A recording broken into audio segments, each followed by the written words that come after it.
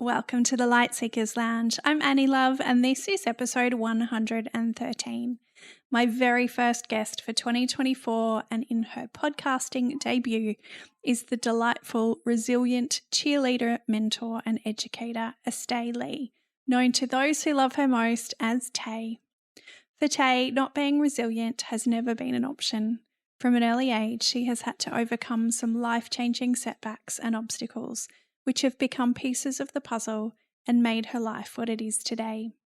Tae is passionate about working with people to help them realise they have the choice to steer their life in the direction they want, regardless of circumstances. Tae lets you see life through her eyes by telling her stories with humour and conviction, and she believes when you're facing a challenge, you just gotta own it and roll with it. I have no doubt you will love this conversation with Estee Lee. Hello, fellow seeker of light, and welcome to the Light Seekers Lounge. I'm Annie Love, and I'm a certified coach for incredible humans who want to build wholehearted businesses. I help them master their mindset, create simple strategies, and take meaningful action towards their goals in a soul-nourishing way that honours their business, their family, and most importantly, themselves. I'm also a wife and a mum to 3 gorgeous boys.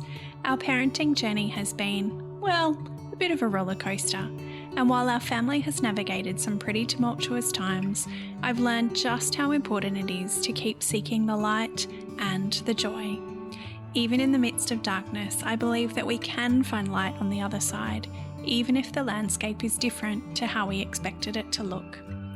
Here in the Light Seekers Lounge, we're going to share stories and conversations about how we create our best life, even when things feel hard. Thank you for being a light seeker with me. I am so glad you're here. Now, let's get on with the show.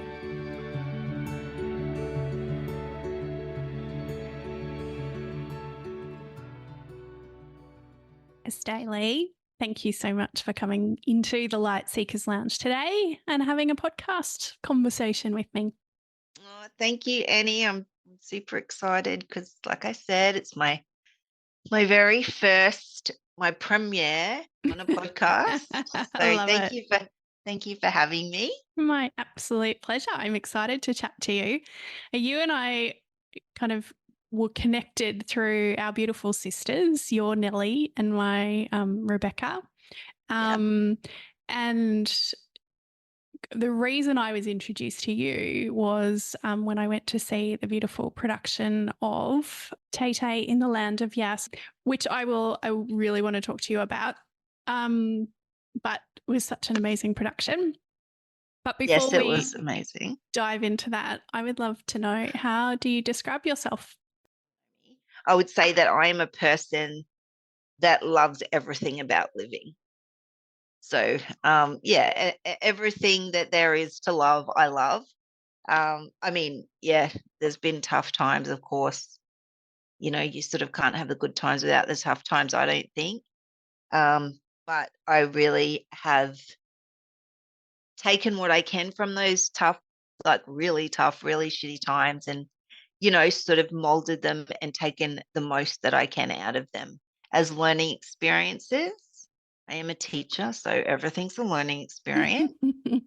Um, my most favorite thing to do in the whole world is, or my most favorite thing in the whole world is just people and their energies. Their energies gives me energy, and it gives me drive. So, I'll be falling out the car and getting back into the car. I'm like, oh, but if I'm talking to someone, it just, I'm like up in no time because I don't know, it just gives me an added energy to their energy feeds off onto my energy, and it's just always been my connection need is being met, then I can achieve anything. I love that. I can totally see that about you. Absolutely, always been that way. So last year in September, I had the absolute pleasure of seeing Shake and Stir's production of Tae in the Land of Yas, which was at QPAC. as part of the Brisbane Festival. Can you tell us a little bit about your personal connection to this amazing production? I will. So it's Tay in the Land of Yas came about. I in in 2020, I had to have surgery on my back, and this was this was a bit of a scary time for me because I hadn't had surgery since I was 14. It was a really scary time for me, and I think I had one surgery, quite a quite a intensive surgery, and the fear was there, and I guess I had a bit of trauma, PTSD, all that sort of stuff. And my mum is always with me, has always been there. And this time, as an adult, first surgery as an adult, mum was there, but I had to go back in to have a second surgery, because I sort of persisted that the doctor let me go home, and he let me go home, and I had to go back in. And mum wasn't here at that time. So that's when Nellie stepped in. And Nellie is just, I think Nellie and my relationship, I get teary just thinking about it. I think Nellie and my relationship really, um, we bonded at that time because Nellie, mum wasn't here. Like the family had gone on an overseas trip, and mum had just gone over when she knew I was okay and back at home. And so Nellie stepped in because Nellie was the only one here because she was doing a bit of, she was in a show at the time, I think. And she stepped in, and, it was she'd never done that before. She was a baby, obviously, when my surgeries when I was younger. So Nellie stepped in, and it was just a real, we just, I don't know, she just took on a whole new role in my life. And I think from what I've been told, I think that's when the idea of Tay in the Land of Yes was hatched. She's a creator, she's a writer, and somehow this idea must have just popped in her head.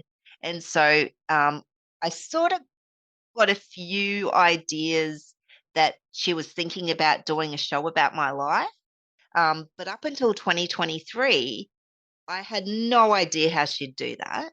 And then in 2023, I sort of got an email from her saying, "Okay, it's go time. We've been given permission by Brisfest. Um, we're going to do it." So, and that's how it sort of all came about. She asked me to just write down some things about my life, and yeah, so it all evolved from there. She said, "Yep, we've finally got Maxie Shields to play your fairy godmother," and I had no idea who Maxie Shields was, being totally naive to um to what's going on in today's world. And Nellie's was like, "Well, she's one of the biggest drag queens out there," and I'm like, how does my life and drag queen, how does that work together? Like, I had absolutely no idea how she was going to do this. So um, I just went along. I did what I was asked to do and contributed however I could. And then I finally got the script, and then it finally started making sense to me. I still wasn't 100% sure, but then, being involved, Nellie had me involved. Nellie and the boys had me involved the whole time, and yeah, it was just the most amazing experience. One of the most amazing experiences of my life, I think I would Mm. happily say. And then when it all came together, and it was the most spectacular show, it blew me away every time I went. I'd say I went about 85% of the time the show was on, and every time it just blew me away. So Mm. yeah, that's sort of how it all came about. And it is, I think, um, like I was saying, I just sort of wrote down some parts of my life that I think have been really shit, and parts of my life that I've just felt this is so unfair, and this is so, this is not how it should be, um and I've just had to get through them, and I think that's what this show is highlighting, and I hope that, and I know that that is the message that illuminates from the show for whoever's seen it. Mm. So yeah, it's special, Yeah, really, and really it will be special. back. It will be back. Okay, we won't give away too much. But I hope. I mean, I really went into it knowing that it was one of Nellie's productions, and I've been to quite a few of hers in my time, but having no idea that it had sort of that biographical storyline. And it really did blow me away. I think all of us in the group that went together. I mean, it was an emotional roller coaster. Like there was like we were laughing, we were crying, we were, it it was really magical.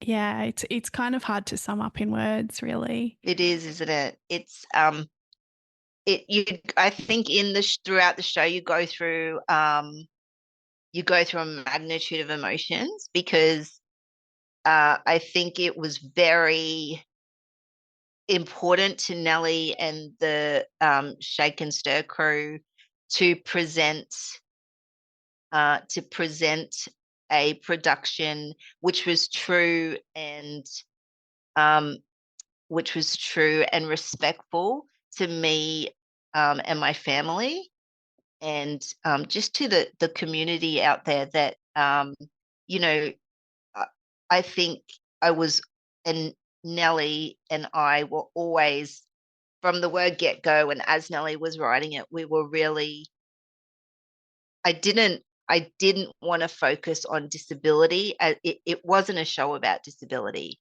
And I sort of, that was the common thread throughout all the socials, all the, interviews that we did, is that it's not a show about disability, it's a show about impact. Mm, And impact my impact just happens to be that I'm in a wheelchair, but, um, anyone everyone has an impact of some sort, and it the show to me is more about resilience, that you can do it, mm, whatever your impact is, however shit it seems. um you know you're the one that can get through this. mm, No one can get through it for you, but it's all you. You're in mm. control, and it's not always going to be easy, but it's always going to be worth it. Yeah, So absolutely. Um, so I guess for those people who don't know your story, can you sum up kind of how you ended up in a wheelchair? yeah, sure. So when I was um, when I was 5, I just started year one because back then there was no prep. So I just started year one. I think I was a week. So this was early 5th of February, the date. So really early in the year. Um, we were involved in a motor vehicle accident. Um, in that we were parked on the side of the road, and a man was asleep, and he crashed into the back of our stationary car, which resulted in the death of my father, who was sitting in the front passenger seat, and um, yeah, sort of left me as a quadriplegic person, and yeah, sustained some pretty major injuries from that. So it was pretty touch and go, I think. Of course, I don't remember.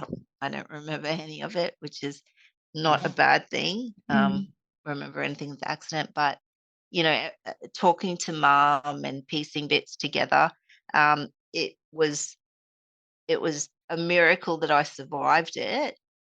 Sort of doctors predicted that if she makes it, it's going to be the injuries that she sustained. Head injuries was the biggest concern. Um, so of course rushed me to the hospital, and my dad died at the scene, not of injuries but of shock. And they took my brother and me to a local hospital, but they just didn't have the equipment. So I think they flew us up to the Royal, and yeah, sort of they were like, if she makes it through the night, it's a Mm. miracle. So um, it's pretty amazing to talk about because I just think, sometimes I just have to blink and think, yeah, that was you. Like Mm. now today with everything I've got and everything I do, listening to mum talk about what the doctor said that you won't have quality of life and you won't live by yourself and you'll never experience a career or a job and you'll be on a respirator forever. I just think, did they really say that? Because Mm. it's totally um, not how my life is. Mm. So it's just been, and then the fight was on. I think when I made it through the night, that's when I was in a coma for 3 months, I think. But I think when I made it through that first night, um, yeah, my little body must have just gone, nah, not ready yet. So yeah, we just pushed on. They were concerned about the head injuries. They sort of it was pretty massive, the head trauma. But yeah, it was just meant to be. So The yeah, the universe fight. knew that you had a big impact to make on the world. Yeah, I think so. So Yeah. yeah, the struggle was on, the fight was on, and everyone was on board. And yeah, my just one little story. This is a really, really beautiful story. I was in a coma and I did music, like all of us girls have done piano. So I had a piano teacher, um, and I used to, well, before the accident, I used to go and have piano lessons. And my favorite piece of music was Elise. And I was in a coma and she used to come up and, do some music therapy and that sort of thing with me. And she'd come up and just put Elise on and, act like it was just, this is our music lesson. And she came up and she put Elise on and she said I knew she'd be fine because her Mm. eyelids twitched. So, you know, um, yeah, it's just pretty special story. So Absolutely. And your mum not only was dealing with the loss of her husband and you being in hospital, but she was also pregnant with Nellie at the time, wasn't she? she was. So mum and dad had just found out that they were expecting baby number 4, which is Nellie, and um, which is just, to be pregnant and go through that and just, I mean, I'm not a mum, so I can't even imagine. But I sort of, my mum's the most amazing person that is in this world. Mm. And yeah, and having Jessie and Emma at home, my brother and sister at home, me in hospital. I think, yeah, just the human spirit and what the human Mm. spirit can get through, and doing it for our kids. And I think that, yeah, like you have to, you can't, you can't collapse. And Annie, I'm sure that Mm. you'll understand this. You can't collapse and you can't, you've got people, little kids depending on you. And not Mm. only that, you've got this life inside you. So, Mm. um, I think mum said to me that she used to, when Nellie was born, she used to bring her up to the hospital and Nellie would just lay there with me and, Mm. in the hospital bed. And yeah, so you just do what you got to do, Yeah, you absolutely. know, I make bet it there was work. a bit of newborn baby therapy in there as well as music therapy. Oh, I'm sure. Well, everyone loves a newborn baby, don't they? Mm, definitely. So tell me, I would love to know more about the work that you do in the world. Can you share a little bit about your career so far? I can. So my career is, I've been a teacher and I've done my postgrad studies I've done my postgrad studies in autism, and I've worked in the space of inclusive education for the past 17 years, mainly, well, completely in a secondary in the secondary school. More recently, I've gone into senior secondary, looking at pathways into higher education or the workforce. So I'm working with kids with diverse needs, and I love it. I absolutely love being a teacher. I love making my mark. I love I love calling the kids on um, who they are and accepting who they are. And my three biggest things are human connection, vulnerability, and acceptance. And I think that we need to really instill those things on the new generation that's coming up.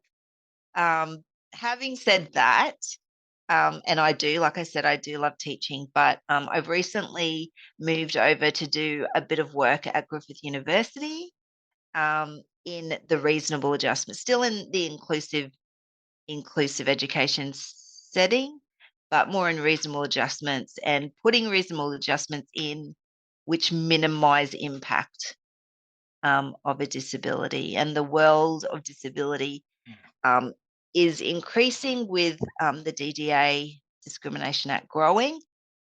So there's more and more and more impacts that are being recognised as disabilities now. So Mm. yeah, it's just reasonable adjustments are just minimising impact. Of course, we can't rule out impact; it would be great, but we can minimise it as much as we can, so that everyone's sort of on as much of an even playing field as possible. So that's what I do by day.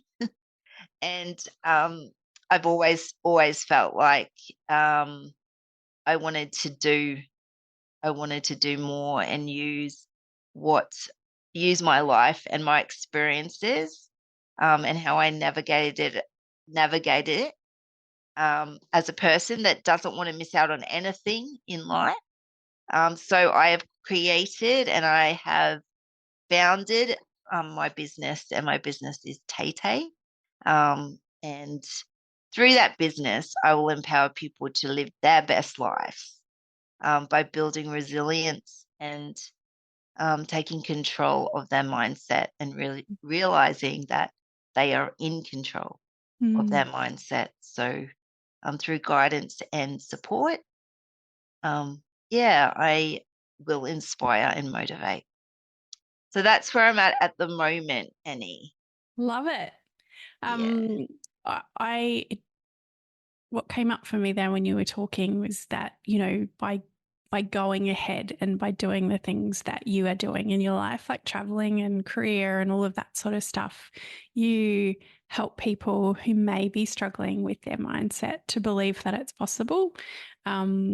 It's, that saying that what we can't see, we can't achieve. And how important that is. And it made me think about a really good friend of mine who is legally blind. And after being in hospital for, a good 7 months, I actually had her on the podcast in very early days. I And did. I heard that one. did you? Yeah. So, Yeah. one of those things was she was on a call and somebody else started talking about going for walks. And she was like, oh, well, I guess I can do that too. And so it became a challenge for her to go for a walk by herself around her neighborhood. And, that's Mm, extended to traveling and doing lots of different things. So, yeah, it's so important. amazing. Mm, It is, and to challenge yourself and as a person, and I'm sure everyone will attest to this, as a person with an impact, whether it's disability, whether it's mental health, whatever it is, I think these goals that we set for ourselves, that they may not, they may be like, oh, okay, well, that seems like an easy goal, but to the person making the goal, when you achieve it, like, um, when I get off the floor back into my wheelchair, it is such like, it just gives you so much, satisfaction. Like, it's like, Mm. "Yeah, I did it," and you just think, "Yeah, suck it, everyone that thought I couldn't," and, it empowers you. Yeah, And, absolutely. but, on the same note, I think that it's also empowering if you know when you need to ask for help. Yeah. When you need to ask for help and you know that you could try and do it, but if you're gonna try and do it, you could injure yourself. So I need to ask for help. I think that's also acceptance and Mm, being responsible. So, knowing that line where, I can do it myself, mm. where to squash that stubbornness, which I'm still learning, but I'm getting there. Yeah. Yeah, asking for help is such an important skill in life, and yet one that I think a lot of people struggle with. Yeah, Um, it's a bit confronting too, I think, yeah. like, yeah, I think I look at my life now and my independence is my biggest goal in life, is to be independent, but independence is not necessarily doing it by myself. Independence can be calling on your resources, calling on your supports, um, asking for help when you need it. I think that that's also independence. Yeah, So, absolutely. yeah. Um, I bet that your recent overseas travel taught you a few lessons about Ugh, life and independence and resilience. Tell me about ugh. that. Where did you go? So I went to Europe. So Europe has been on my to-do list forever. I've done the States a few times. I've done Canada a few times. Done Japan heaps of times. But sort of they've been with ex-husbands or family, or this time um, I didn't. I think I've always been putting Europe off because I've always got feedback that it's not accessible and it's very old, and you know, um, and I've always been like, well, I don't care. That's not as if is this supposed to stop me? But I think maybe it put a halt on it because I Mm, was like, oh, okay, yep, one day, the one day, yeah, one day, and I think last year I just thought, I'm going to do it, just going to do it. I know it will be hard, but while I'm still at my peak, I need to do this. So plan this amazing trip. It was amazing. Like, it was the most amazing thing, but it was hard. mm, Like, I think travel for anyone is difficult. Um, nothing goes smoothly. But yeah, it was really there was some really hard things, but it was just I'm so glad I did it. Like, it was the biggest adventure that, I think I've had mm. doing that by myself and well, with a friend, but by myself and planning it and organizing it and, but yeah, also the things like fell off the toilet, 20 feet in the air in a plane and, Mm, all sorts of things that, just, "All right, what do we do now?" So, I yeah. think that my resilience really had to step up, um, and yeah, it was just the, cobblestones and the access and, the world. I think the world is moving, towards becoming more accessible, definitely, but people with disabilities and impact, we can't just magically expect the world to be perfectly set up for someone in a wheelchair or someone with kids because, it's not. But Mm, I think that the awareness out there. And so through my trip, I did a lot for me, a lot of socials about the trip, about things that I faced. And yeah, it was just such an awesome holiday. I yeah. just, yeah, faced a lot of things, but, had a bit of a, okay, what are you going to do?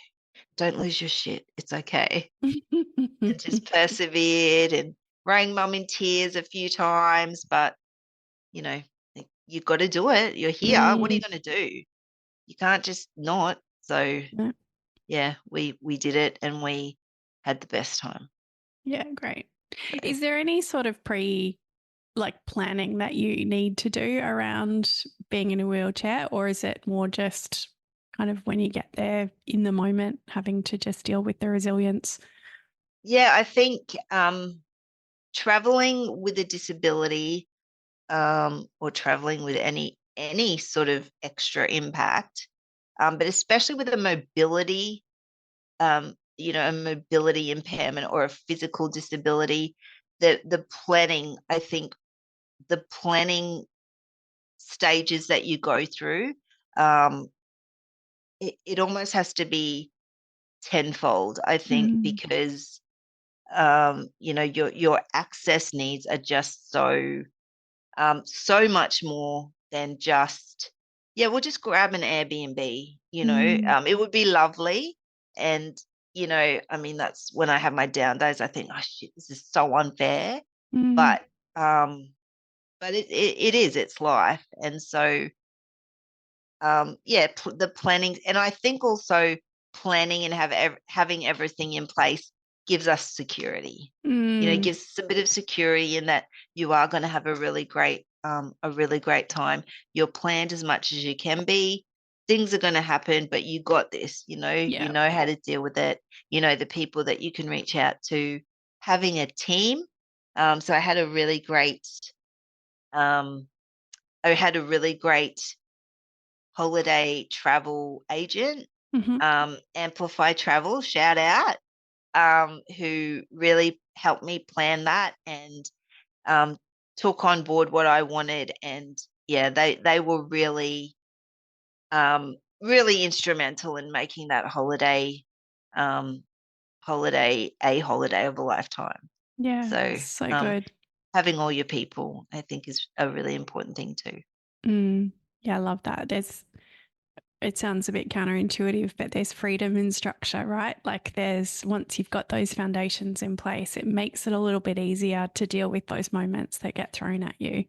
It does. It absolutely does. And having those connections from forever ago that I've made over the times that I've called on to ask or um, ask opinions of, or even tapping into forums and talking to people in chairs that have been on holidays, and yeah, it just sort of shines a light on the power of connection. Yeah, definitely.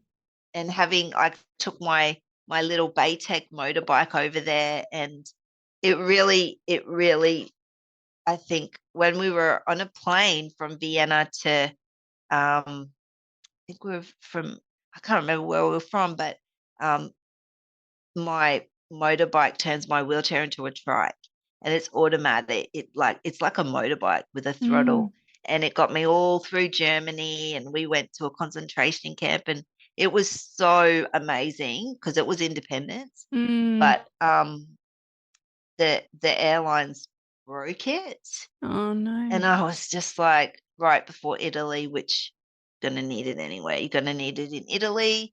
Um, but the power of connection. So before that, probably a year, over the year before that, I'd been posting socials with my Baytech, that sort of thing. I'd developed a bit of a connection and a rapport with the people that make Baytech and the marketing lady over there.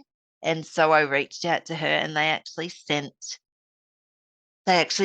one of the mechanics that work with them up to Paris when we were in Paris, and Oh he wow. fixed it. So it just, the power of connection. And That is so good. yeah, so the power of connection is yeah, human connection. You can't. Yeah, that's gold. And you never do know when you're going to need someone, do you? Like those beautiful threads that we develop along our life, how great that you could reach out to her. Yeah, exactly. So it Mm, was made it even more special. Love it. Tell me, is there anything you would love the world to know about living with a disability? Um, Living with a disability, I think the things I would love people to know is that firstly, disability is the impact. So, as I've said before, um, yeah, disability is the impact, and whether it be a disability or, whether our impact is mental health or whether our impact is a medical condition or whether whatever it is, I think that there's a bit of a negative. People are, I know, in the space of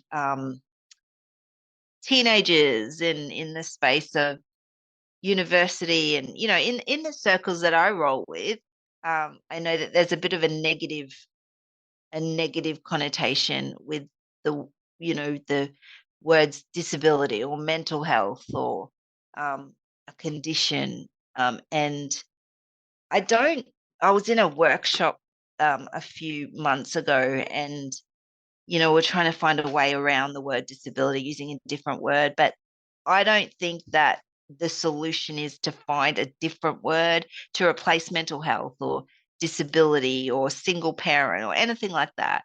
I think that the power is in empowering people to own that word and to go and to show the world that it's not a dirty word. It's not a word that, oh, as soon as you hear disability, oh crap, what's wrong with them? It's Mm, like it's just something that my life is impacted on, which we might just need adjustments for.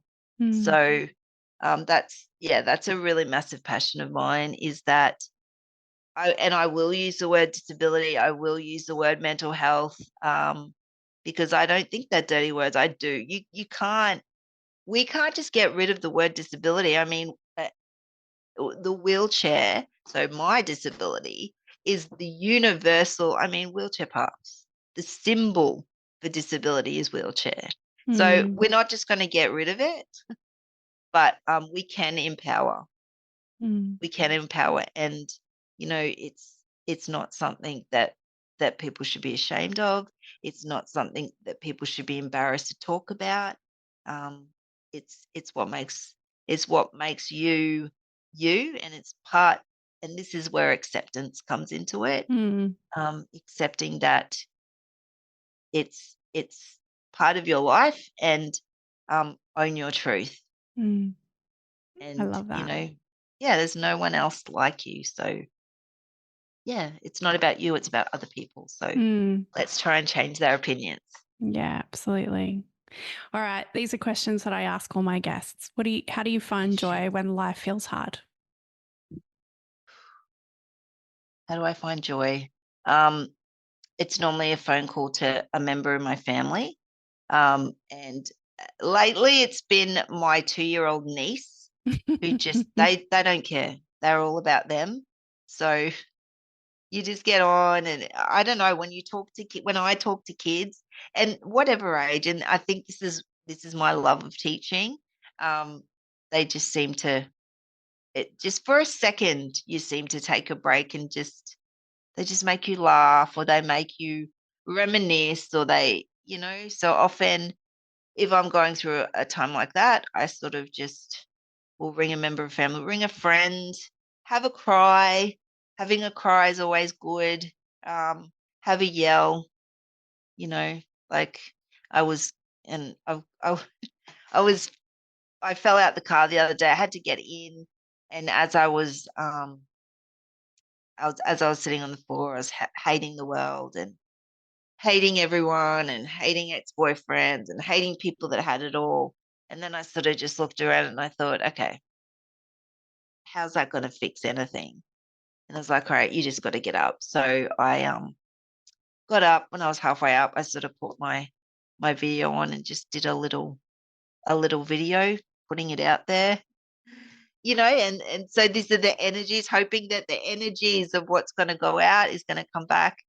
And yes, I don't know, I've got a really, really sort of quirky motivation technique that I use. So, yeah, when Love times it. get tough, which they do for all of us, I just, yeah, energies from people. If I'm on the floor, I'll call someone. They'll stick with me on the floor as I get up and they'll be like, "Are you all right?"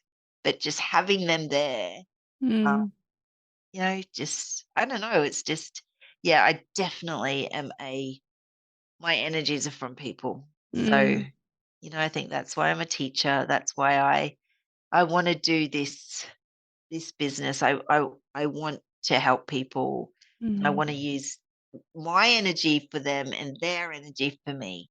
Yeah. So, I keep and I the word inspire, Annie, I hate the word inspire. I hate it, but I also understand it. But I guess what I want the world to know is that I am inspired by the fact that you are inspired. So if Mm, anyone is inspired by me, that inspires me even more. yeah. So that inspires me, that motivates me. So Mm, um yeah, that's where my energies are. love it. How do you look after yourself? What's your favorite way of, you know, method of self-care? I look after myself by eating right. Um, I think I maintain, in order to have the lifestyle that I have to maintain my fitness. I just have to stay healthy. I live by myself. I drive, I pull my wheelchair in, and in order to do that, I need to stay relatively fit, relatively healthy. Um, very similar to my sisters, and the other Lees in my family, which is my brother. Um, I am such a foodie. I'm such a I love food. And yeah, it's like my favorite pastime. So, you know, I've really had to make sure that I maintain my lifestyle by going to the gym. I'm not one of those people that loves exercise. I don't jump out of bed and go, "Yeah, I'm gonna go and exercise for 2 hours." But, yeah, I know it's a necessity if I want the lifestyle I have. So eating right, um, going to the gym, just yeah, just going for walks or rolls. I live on the waterfront, so that's quite easy to do, which I need to do more of. But yeah, I really do by being around people. I think because that feeds my soul. Being around people, helping people, working with people, volunteering, being around kids. I think that, yeah, looking after myself is, yeah, it's part and parcel of all those things. Mm, love it. Do you have a quote or a mantra that motivates you when you need it? I do have a quote that I really, really love, Annie, and I love it so much that I had it tattooed on my arm. And the quote is, "If not me, then who? If not now, then when?" So people read that and it sort of puts them in a bit of a, what does that mean? And they have to think for a while. But for me, it just means you got to do it. No one else is going to do it. And if you don't do it now, then it might never happen. So Mm, when no one else is going to do it, so let's just get it done. So yeah. I love that quote. There's so many quotes, so many mantras. Just do it, suck it up. I often hear myself say that, suck it up, princess. Who else? There's no one else is going to do it. You don't do it, you can forget it. Um, and just my mantra, my go-to mantra is you got this, you know, deep breath and you got this, even when I don't think I do. Yes, that gives me a bit of peace of mind. They are good words to use. I have a Mama Love mixtape on Spotify. What song lifts your spirits? What can I add for you? Look, Annie, I've got to say, All Fired Up by Pet Benatar, the Love Tay Tay it. song. So Um, good. and yeah, there's so many songs, but yeah, songs with a good beat. And there's also one other, and it is called Voices. It's old. It's super, super old. Awesome. I mean, we forgot one of the critical parts of the production that we talked about before, which was that it's musical. Like that had some great songs in it. Oh, the soundtrack was awesome. Mm, The soundtrack was so good, and they just, yeah, they picked it. Like they picked, the theme, yeah. everyone's mantra. So, um, I think they did. They did me so. I was so proud. I am Yeah. so proud of the show. Mm, And I think Nellie said to me at one point, all I want is I want you to be proud of your life. Oh, mm, makes me teary. I want you to be proud of your life and what you've achieved. yeah. And that was their whole goal for doing Mm, that. And I, what I've achieved, what my family have achieved, everybody's contributed to that. Everybody that's touched, that's been in my life, that's, it's a team effort. So, we sort of have to really value those human connections, mm. and the vulnerability. The vulnerability, I think without vulnerability, um, we can't grow. So No, that's exactly right. and I really, any listening to your podcast has been just amazing and uplifting, and wow. It just, the human spirit, it just amazes me every single time I hear a new story of people's resilience and vulnerability and what they've done. It just reminds me, like, humans are amazing. You Humans are really are. absolutely amazing. So thank you for your podcast. I love it. My absolute pleasure. Um, Tell me, what's 2024 got in store for you? Have you got any big plans, aspirations, word of the year? I do. I have big plans, of course. So I am going to be putting my pricing and my packaging bundles out very soon. So that's a watch this space. So Great. I'm really excited about that because I will be able to start working with more clients, which I know, oh, it's my first love.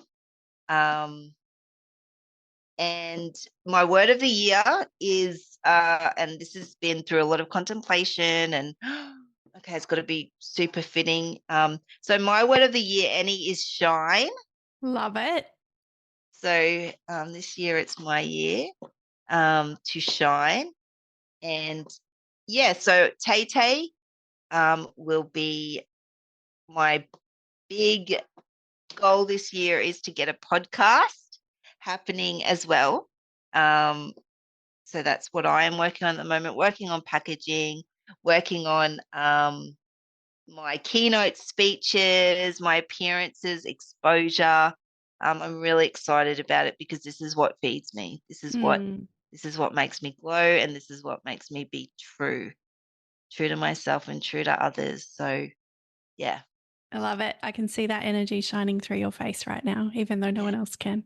it's um, it's in spirit. Tell me, how does everyone find and follow you? What's your website and Instagram handles? Yeah, so my website is www.taetae, that's taetae.com.au. So I'm not a Taylor Swift wannabe, um, even though I'd love to be as famous as Taylor. I'm TAE. And I just want to say, I'm a little bit older than Taylor Swift, so I was Tay Tay before Taylor. But anyway, we You're won't the go there. OG. But if Taylor's listening to this, I wouldn't say no to tickets, which nobody can get. I Mm, tried. yeah. Um, so yeah, that's my website, and it's a work in progress, Annie. So, and my Instagram handle is it's me.tate. Um, and that's Instagram. I'm working on TikTok. I have a LinkedIn, but I'm I'm a work in progress with social media, and but I Amazing. really, really want to get better at that. So any help anyone wants to give me, I'm always open. Always open. We will start by putting the links in the show notes so everyone can find you. Perfect. Um, hey, do you mind if I read some of your blog just to finish us off today? Oh, if please, yeah, my inconsistent, I love not it. all the time blog. Please It's do. okay. Please do. It says, sure, how you experience something may not be the same as your neighbor or your bestie, but what you get out of an experience is dependent on your mindset, and the only person who controls that is you. Life is what it is, and we can't change that. But at the end of the day, our lives are about us and what makes us happy. My suit of armour is a bit dinted and banged up, but it is strong as ever. It has definitely been put to the test many times, and suiting up is just like an automatic thing now. I'm always here if you need help putting your suit together or polishing it up, and I am always, always, always here as your motivational cheerleader to encourage you to believe in yourself and to, no matter what, live the life you want in a way that works for you. And that actually makes me feel a bit teary reading it. Um, Thank you for the Well, thank you, Annie. magical being that you are, and for all the magic that you're Anytime. putting out in the world through all of the different ways you impact it. And thanks for being Oh, here. thank you, Annie, and I hope you will be my guest on my I would podcast that's love coming. it. Love to. Awesome. Thank you so much. It was lovely being here. Thank you. Hey, thanks so much for listening to today's episode of the Light Seekers Lounge podcast. I am so grateful to have you here. If you loved the show, it would mean the world to me if you could hit subscribe and leave a review on Apple Podcasts or on Spotify. I would love to continue the conversation with you, so come on over and join the Light Seekers Lounge Facebook group, or come say hi to me on Instagram at annielove.coach. Talk to you soon.